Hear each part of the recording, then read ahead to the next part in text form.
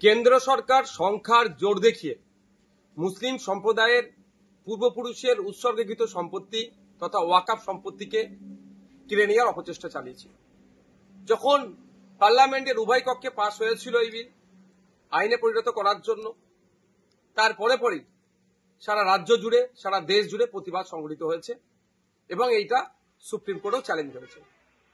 বেশ কিছুদিন ধরে সুপ্রিম কোর্টে মামলা চলে। একাধিক পক্ষের শুনানি হওয়ার পরে আজকে চিফ জাস্টিসের বেঞ্চ একটা অন্তর্বর্তী রায় দিয়েছে।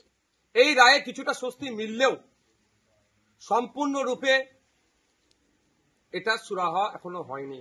আমি আশা করব চূড়ান্ত রায় যখন আসবে, ওয়াকফ সংশোধনী আইন যেগুলো সংখ্যালঘু সম্প্রদায়ের মানুষের বিপক্ষে যায়নি, শুধু সংবিধানের একাধিক আর্টিকেলে আঘাত দিয়েছে, সেটা আশা করব চূড়ান্ত রায়ে সেটা পাবো আমরা।